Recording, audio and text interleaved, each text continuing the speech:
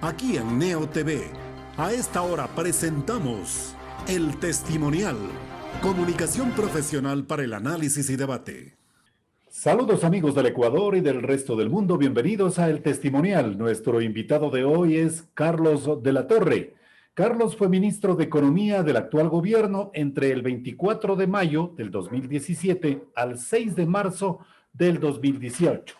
A 3 años de su separación del gobierno de Lenín Moreno, Carlos, seguramente la observación y la crítica externas en el ámbito económico resultan más cómodas. Bienvenido, muchas gracias por estar en nuestro programa, Carlos. Bueno, un saludo muy especial a todos quienes nos acompañan en esta jornada.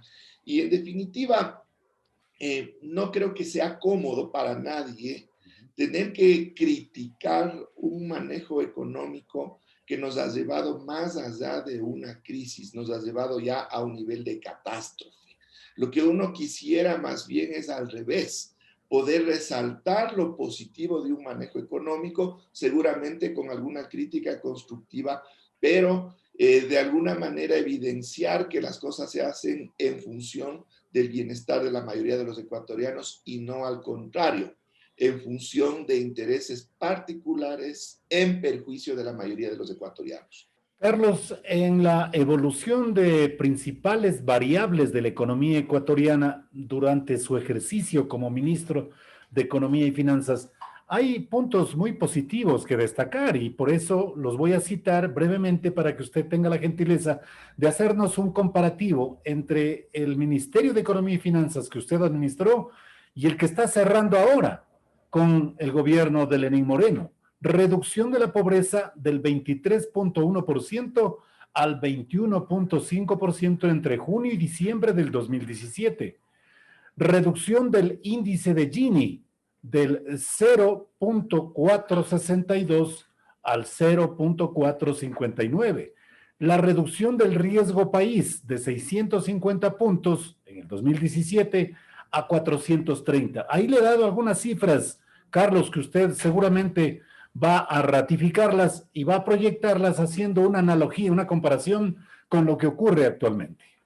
Exactamente así es, Wilman, y usted ha citado con mucha claridad las cifras sociales importantes, es decir, alcanzamos nosotros a diciembre de 2017 no solo un 21,5% de pobreza en el país, este fue el nivel más bajo en la pobreza en la historia republicana del país, es decir, nunca tuvimos menos pobreza en la historia que en ese momento, cuando ahora esa cifra prácticamente está en el 32% y cuestionada a los cálculos del INEC porque se piensa que es mucho más. Asimismo, el índice de Gini que ha citado lo que refiere es a la distribución de la riqueza. Mientras más bajo es, mejor se ha distribuido la riqueza. Asimismo, en diciembre de 2017, ojo, ya estábamos en el gobierno de Moreno, se alcanzó la mejor redistribución en la historia del país. Pero hay un indicador adicional que es interesante, el famoso riesgo país, ¿ya? Sí, señor. El Ecuador venía de un problema externo gravísimo con un precio del petróleo que había caído desde el 2014. Se generó un incremento en el endeudamiento público para sostener la dinámica de la obra pública y tuvimos un terremoto. Entonces, desde el 2016, ¿ya? Nos sorprendió con todos estos elementos contrarios y la economía ecuatoriana cayó en el año 2016, cayó en menos 1,4%. Pero ¿qué es lo que sucede para el 2017? Ya con Moreno el presidente, logramos recuperar la economía y hicimos que crezca en 2,4%, Okay. que a nivel de América Latina estábamos dentro del promedio, ¿sí? Se logró sacarle a la economía de ese problema grave. Tan es así que cuando vinieron acá los funcionarios del Fondo Monetario Internacional, de aquí un paréntesis, ahí ellos vinieron acá, a Carondelet. No fuimos nosotros a arrodillarnos en Washington como lo han hecho las autoridades actuales. Y en una conexión vía Zoom para parafrasear y echar un poco de broma, ¿no? Exactamente. Así que el doctor Alejandro Werner, quien es el director para el hemisferio occidental del Fondo Monetario Internacional, el 29 de noviembre de 2017, en Carondelet decía, comillas, que estaban sorprendidos por la rápida recuperación de la economía ecuatoriana en esos pocos meses. Eso decía el propio Fondo Monetario Internacional. Carlos, lo que significa entonces que antes del 2017, de que usted asuma el ministerio, ya había problemas que podría comparárselos o quizás del mismo rango, parangón, con la epidemia que actualmente vivimos, porque ese es el argumento precisamente para justificar los errores económicos del presente. Claro que la pandemia genera unas condiciones, podríamos decir, más dramáticas todavía, pero el problema es dónde estaba la economía cuando nos agarra la pandemia. Porque ¿qué es lo que sucedió en el año 2017? Estaba todo funcionando, es decir, tuvimos impactos muy graves, pero la economía estaba muy bien articulada, que pudimos echarle a andar muy rápidamente. Entonces aquí viene la falacia de que la mesa no estuvo servida. Y aquí también una anécdota. A mí me sorprendió esa declaración de Moreno, porque eso no me consultó para nada. Y esa declaración que la hizo en junio de 2017 vino a entorpecer una labor que veníamos haciendo ya con una estrategia a nivel internacional, justamente para reducir el riesgo país, que es lo que determina el costo del financiamiento externo del Ecuador. ¿Por qué? Porque todos los países del mundo necesitan financiamiento, pero este tiene que ser en las mejores condiciones y con tasas de interés más bajas. Y la consulta que usted dice, Carlos, era precisamente porque usted era el experto manejando la economía, no porque le debía autoridad o pleitesía a Lenín Moreno a su ministro de Finanzas. No, de ninguna manera, pero ese tipo de declaraciones ya tienen que ser al menos conversadas o coordinadas De acuerdo. dentro del gobierno. No puede ninguna autoridad ir y decir a título personal, y lo más grave es que es el presidente de la República. Entonces esto generó ruido a nivel de los mercados financieros internacionales y yo tuve que hacer gestiones y viajar al exterior para sentarme con directores de bancos de inversiones, con grandes inversionistas en Wall Street, en Washington, justamente para generar calma frente a esta declaración que hizo Moreno, que perturbó un trabajo que veníamos haciendo técnicamente. Carlos, entonces, esa declaración del presidente Moreno fue el punto de quiebre de la traición desde el punto de vista económico. No todavía. Fue una declaración que en ese momento se lo percibió como desatinada, pero todavía no había elementos estructurales y políticos que nos digan que iba a darse ese cambio. Esto se produce ya en 2018, a poquito de lo que se hizo la consulta del 7 veces sí. Ahí es cuando ya el entorno político en Carondelet y ciertos actores que supuestamente eran de oposición al gobierno, aparecen ya muy vinculados y cercanos a Moreno. Eso es lo que dio pie a que yo tenga que separarme, porque yo no iba a ser un corresponsable de lo que se iba a venir después y que ahora ya podemos evidenciar claramente. Y volviendo al principio, el COVID lo único que ha hecho es revelar y exacerbar todavía más un manejo económico deplorable que se vino realizando desde mediados de 2018. Carlos, y luego entonces viene un funcionario, un ministro de Finanzas que lo reemplaza a usted de fuente, de origen, de seno empresarial, Richard Martínez. Exactamente. Entonces, claro, yo le conozco, él fue mi alumno y de hecho él me había pedido a lo largo de los años participaciones en seminarios de las cámaras, etcétera, etcétera, a donde yo acudí siempre con mucho gusto. Inclusive, cuando yo asumí el ministerio, yo le invité a un almuerzo a Richard Martínez, porque la idea era que juntemos los esfuerzos. Ellos tenían también propuestas desde el lado empresarial que eran muy viables, muy comprensibles y que debía ponérselas a funcionar. Pero también ellos tenían que entender que hay ciertos límites y la conversación se realizó en muy buenos términos. Más adelante, cuando se trabajó en esta propuesta del gobierno de Moreno de este diálogo con los empresarios, con los sectores productivos, yo también tuve varias reuniones con Martínez y él estuvo, en principio, totalmente de acuerdo en cómo estábamos manejando la economía. Y claro, nosotros también estuvimos muy abiertos a escuchar sus planteamientos. Claro. Pero el momento de la reunión con Moreno, el señor se dio la vuelta. ¿Por qué? Porque tenía jefes. Entonces, claro, desde su perspectiva técnica y de lo que habíamos conversado, para él estaba claro lo que había que hacer, pero el momento ya de concretar las cosas, él obedecía evidentemente a otras voces y no tenía él el criterio como cabeza de los sectores empresariales. Es decir, su trabajo siempre ha sido de un lobista en favor de las cámaras, que eso no está mal. Sí, Pero señor. eso es una función que es totalmente diferente, distante a lo que es la conducción de la economía de un país. Claro, porque estamos hablando del Estado. Entonces, para ir en esa cronología, Carlos, con Richard Martínez se cubrieron obligaciones externas de forma inoportuna y creció la deuda ¿hasta qué montos? Prácticamente hacen que la deuda externa crezca en un 17% de lo que se tenía anteriormente.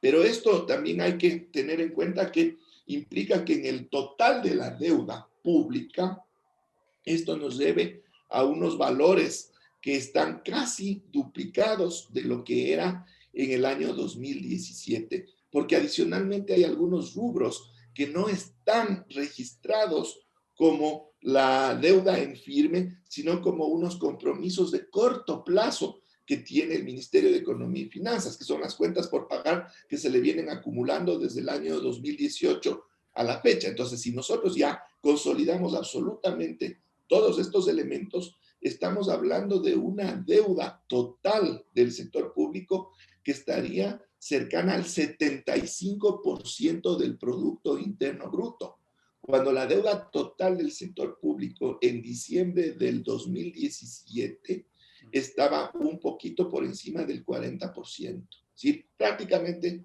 se ha duplicado la deuda pública desde 2018 a la fecha. Y en miles de millones de dólares, ¿cuánto significa aquello? Esto ya ha sumado todas las obligaciones. Estamos hablando de unos 73, 74 mil millones de dólares, lo que se reconoce como deuda agregada, que no incluye estos otros compromisos que estoy indicando que son atrasos que se vienen acumulando. Estamos hablando más o menos de unos 65 mil millones de dólares. ¿Hemos llegado ya al techo de endeudamiento o todavía tenemos capacidad de aquello? No, en realidad, y desgraciadamente no hay techo, es decir, se puede seguir tomando deuda, el problema es que después no se puede pagar. Exacto. Y ahí es donde vienen los problemas, es decir, ya entra el fisco en una situación de desesperación y ahí vienen justamente los mecanismos para tratar de pagar la deuda, que son básicamente dos. O le apretamos a la sociedad, empresas y personas y le sacamos ese dinero para pagar la deuda, que es lo que está haciendo el gobierno, o impulsamos producción para que a través de la producción y del crecimiento de toda la economía se disponga de más recursos para poder pagar la deuda. Es como en cualquier empresa, a ver, o en la familia, a ver, si es que tengo obligaciones y no puedo pagar, me busco un trabajo donde me paguen más o veo qué más puedo hacer en el hogar para Correcto. producir más y generar más ingresos.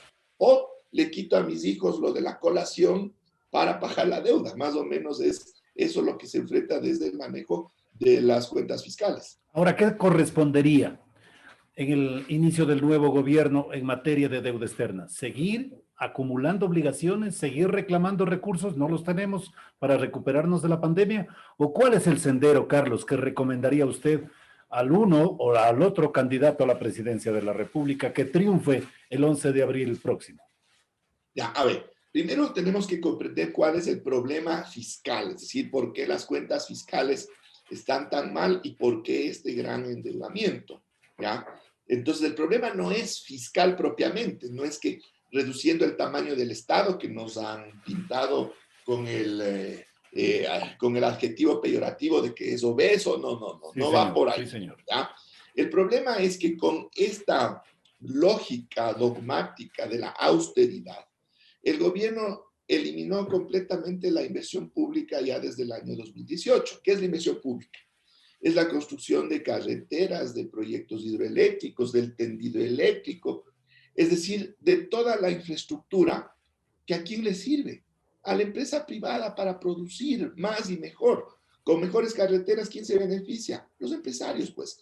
Con proyectos hidroeléctricos, en que nos proveen de electricidad barata y limpia, ¿quiénes se benefician? Las industrias, ¿ya? Eso se eliminó. Entonces, ¿qué es lo que se está cortando? Lo que se llama el efecto multiplicador. ¿Por qué? Porque el Estado para la construcción de esta infraestructura contrata empresa privada, a grandes empresas constructoras, que a su vez contratan trabajadores y pagan salarios. Y estos trabajadores con esos salarios van y consumen De producción acuerdo, nacional de y se acuerdo. activa un Claro. círculo virtuoso. Es una cadena productiva, ¿no? Exactamente. Entonces, al eliminarse esta inversión pública, ¿qué es lo que sucede? Cae el consumo y eso se ve claramente en cifras del SRI, en ventas, porque ellos llevan un registro de ventas trimestral a nivel de cantones y se ve que desde el año 2019 ya se sienten los efectos, caen tremendamente las ventas a nivel nacional porque la gente dejó de comprar.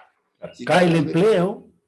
cae el empleo, evidentemente, y desde la parte fiscal cae la recaudación de IVA, pues. Y las empresas tienen menos utilidades y cae la recaudación del impuesto a la renta. Entonces, ellos mismos se crean el problema fiscal que por el otro lado les obliga a sobreendeudarse. Ahora sí hay un sobreendeudamiento para tratar de cumplir con los compromisos fiscales. Pero ¿qué es lo que sucede? Esa deuda ya no viene a generar capacidades productivas en la economía, porque anteriormente, y eso es una función de los estados nunca van a tener la plata para poder construir la capacidad productiva del país. Todo estado en el mundo tiene que endeudarse para invertir en infraestructura. Ok. ¿Ya? En este caso, terminan estos señores endeudándose para tratar de cumplir con los pagos pendientes que se fueron acumulando porque ya le mataron a la economía y mataron a la recaudación de impuestos. Entonces, ahora, Carlos, en una tales deuda enorme, circunstancias, claro. ¿sí? En tales circunstancias, entonces, ¿cuál es el resurgir? ¿Qué Ya, posibilidades tenemos? ya ven, la receta es sencilla y esa la conocemos desde lo técnico. El problema no es técnico, es político. La receta está en reactivar el consumo, en ponerle dinero a los ecuatorianos en el bolsillo para que compren más bienes y servicios nacionales. De ¿Por acuerdo. qué? Esto de que el empresario o la empresa son los generadores de empleo es un dogma, casi un dogma religioso, que lo que ha venido es a ponerle un pedestal casi santificado al empresario, como que él es al que tenemos que rendirle pleitesía porque él es el que nos va a dar el empleo a los pobres mortales. Yo me pregunto, bueno, ¿qué empresa o qué empresario va a dar empleo si no vende nada? Pues quien genera empleo es el consumidor, porque a través de su consumo la empresa va a tener que producir y por tanto va a tener que contratar trabajadores. Entonces, ¿dónde está el meollo de la solución a la economía ecuatoriana y la reactivación en el corto plazo? Está justamente en incentivar el consumo.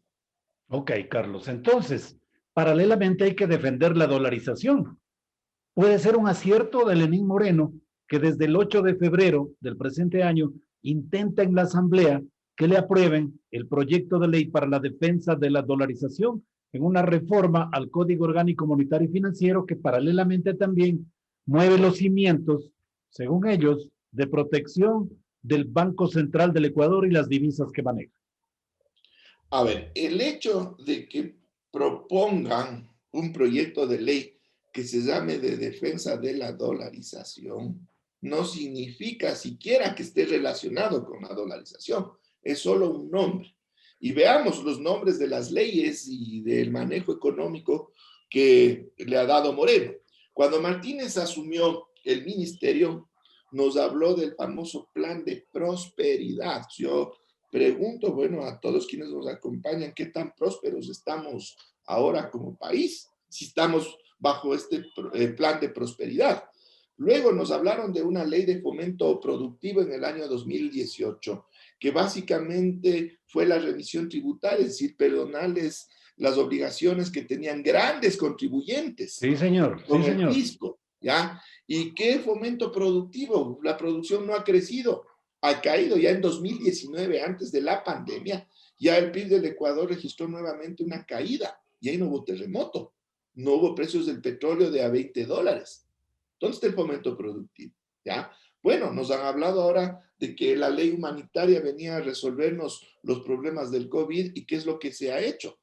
Se ha precarizado el trabajo en el país, se legalizó, ¿ya? Irse en contra de un derecho humano que es el salario y el trabajo. Sí, ¿Ya? sí. Ahora nos hablan de defender la dolarización cuando lo que está detrás fundamentalmente es, como se dice, la privatización del Banco Central, es decir, apropiarse de la entidad financiera más importante de este país, que es la entidad donde reposan las cuentas, los depósitos del Estado ecuatoriano, es del agente financiero del Estado ecuatoriano. Lo que quieren es llevarle a un control privado que será realizado literalmente desde la banca privada de este país. Ahora, Carlos, ¿cómo desmentir? Porque uno de los objetivos de este proyecto dice dotar de autonomía al Banco Central del Ecuador para evitar manejos políticos e irresponsables que buscan utilizar las reservas internacionales para financiar el gasto del Estado. Ese es el argumento. Parecería que apunta también el proyecto a desequilibrar una de las propuestas centrales que plantea el candidato presidencial Andrés Arauz. ¿Habría que hacer esa conclusión? Ya, a ver, vamos analizando estos elementos, porque en esa frase hay bastantes cosas. A ver, primero, cuando un estafador quiere perjudicar a su víctima, no le va a decir, vea, le estoy estafando. Pues. Va a decir al contrario, le va a ofrecer Claro. un supuesto beneficio a la víctima para estafarla. Esto es una estafa. ¿Ya? Y vamos primero desde una perspectiva lógica. ¿Qué pasaría si mañana Moreno viene y anuncia un proyecto de ley para darle autonomía a la Cancillería? ¿Ya? Para que nuestro Ministerio de Relaciones Exteriores, la Cancillería, ¿ya? sea independiente del gobierno y pueda formular de manera independiente la política exterior de la República del Ecuador y con eso garantizar la soberanía nacional. Para todos nosotros eso sería una soberbia ridiculez. ¿Ya? Es exactamente lo mismo, porque con la autonomía del Banco Central, lo que se pretende es, o lo que nos dicen, es que la política monetaria no dependa del gobierno y con eso nos dicen que van a fortalecer la dolarización. Sí, Entonces, señor. ¿cómo vamos a sacar una parte fundamental de la política económica, que incluso constitucionalmente es responsabilidad y atribución del Ejecutivo? ¿Cómo le vamos a sacar para que el gobierno no la maneje? También, ¿qué pasa si es que al Comando Conjunto de las Fuerzas Armadas le eliminamos y generamos un directorio privado que defina la política de la seguridad nacional? Es en esa línea lo que nos están planteando, así O de sea, ridículo. Carlos, es una estafa ese proyecto de ley que apunta a privatizar al Banco Central. Resumido en una frase. Literalmente es una estafa social. Ya sufrimos de otra estafa social en el año 99 con la Ley General de Instituciones del Sistema Financiero y con la Constitución del año 98, que en una transitoria le permitió al Banco Central entregarles el dinero de todos los ecuatorianos a los bancos que tenían problemas, y ahí sí nos echaron literalmente la mano a nuestros bolsillos. Y aquí se Carlos, está configurando otra estafa similar. Carlos, pregunto yo, entonces, los recursos del sector público y de los ciudadanos que están depositados en el Banco Central del Ecuador, ¿están debidamente protegidos actualmente?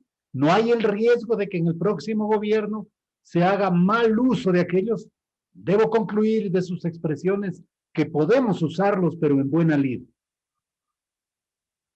Ya, a ver, aquí también vienen algunas mentiras, tengo que decirlo así. Primero, los recursos de los ciudadanos no están en el Banco Central.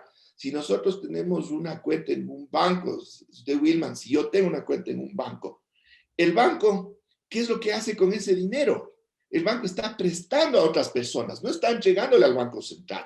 Está prestándole a personas para que se compren automóviles. Desgraciadamente, el grueso del crédito en este país es para consumo. Está prestándole a otras personas para que usen la tarjeta de crédito. ¿En qué? En consumo. Un poquito va para actividades productivas. Por ley, De cada $10 que nosotros tenemos depositados en el banco, solo 50 centavos tiene el banco como obligación de ponerlos en el Banco Central del Ecuador. Y nos preguntaremos, ¿y para qué tienen que mantener depósitos en el Banco Central del Ecuador? Para la compensación de cheques, pues, para poder hacer las transferencias interbancarias. Si yo pago a alguien desde mi cuenta en el banco A y esa persona tiene en el banco B, la forma de pasar los recursos es a través de las cuentas en el Banco Central. 5% de los depósitos es el encaje bancario, es la obligación que tienen los bancos de mantener en el Banco Central del Ecuador. De ahí el excedente que ellos mantengan es para poder cubrir operaciones de sus clientes. ¿Qué pasa si yo soy un importador y yo le digo a mi banco que yo quiero hacer una transferencia a la cuenta de una persona en el exterior porque tengo que pagarle la importación? Yo tengo que tener un saldo en la cuenta para que el banco tome de ese saldo y pague al exterior. Pero ¿cómo paga? A través del Banco Central, porque el Banco Central es el agente financiero internacional de la República del Ecuador. Entonces el banco va a tener que mantener también recursos en el Banco Central para decirle, vea, de esos recursos para que usted pase al exterior porque estoy haciendo una transferencia a nombre de mi cliente. Y el Banco Central del Ecuador también tiene que tener depósitos en el exterior para decirles a los bancos del exterior, debiten de esa cuenta para hacer el pago de esa importación. Esos recursos se llaman reservas internacionales. Así que aquí no es que se le está metiendo la mano a las reservas y no es que cuando el Banco Central da crédito al gobierno está tomando esa plata. La plata de las reservas internacionales sirve solo para dos cosas: para pagos de la economía al exterior, como estoy explicando, y para que el Banco Central retire esos depósitos y traiga los billetes que estamos usando aquí en el Ecuador. Ni tampoco hay la posibilidad, Carlos, quiero que lo desmienta, de que el Banco Central del Ecuador o desde este banco, el nuevo gobernante pueda emitir dinero inorgánico. Eso del dinero inorgánico también es una falacia. El concepto de dinero inorgánico corresponde a los sistemas monetarios de hace un siglo, cuando existía el patrón oro y el dinero literalmente eran monedas metálicas y los billetes, que se llamaba el papel moneda, eran simplemente unos elementos que facilitaban las transacciones. Ahí no había transacciones electrónicas, no había internet, no había nada de eso. El dinero funcionaba de otra manera. El concepto de dinero inorgánico no existe desde hace muchos años. Ahora el dinero se llama fiduciario. Acudir a tantas mentiras significa entonces que también una reforma para darle independencia, ese es el discurso, a la Junta de Política y Regulación Financiera también constituye otra falacia más dentro del gran paquete de la estafa que usted lo ha denominado. Exactamente, porque aquí lo que quieren es partir en dos lo que actualmente se denomina la Junta de Política y Regulación Monetaria y Financiera. Entonces se quedaría como una junta solamente financiera y la parte monetaria sería el directorio del Banco Central. El Banco Central no tiene directorio ahora. Se crearía un directorio que estaría conformado por 5 actores seleccionados a dedo. Sí, porque se argumenta sin conflicto de interés. ¿Dónde encuentro esa partida de nacimiento de honestidad, Carlos?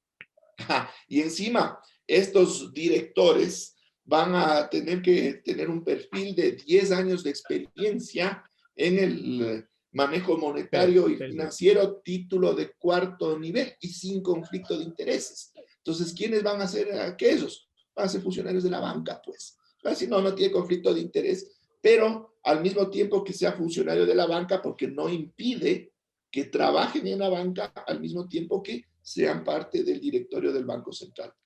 Carlos, muchas gracias su gentileza por comparecer, gracias por las orientaciones y por la frontalidad y franqueza que advierto en sus respuestas. Sin duda alguna, aquello nos orienta, nos informa a nuestras audiencias y naturalmente también nos permite identificar entre la mentira y la verdad, entre la falsía y el engaño, este tipo de propuestas que por segunda ocasión la Asamblea Nacional le ha devuelto al Ejecutivo. Muchas gracias, Carlos, por haber comparecido a El Testimonial. Bueno, muchísimas gracias, Wilman, por la invitación y yo quedo siempre a las órdenes y asimismo un saludo a todos quienes nos han acompañado en esta jornada. Muchas gracias. Carlos de la Torre, ministro o exministro de Economía y Finanzas del actual gobierno, en su participación aquí en nuestro programa. Muchas gracias una vez más, economista. Hemos presentado el testimonial, Transparencia de la Verdad. De lunes a viernes desde las 18:30.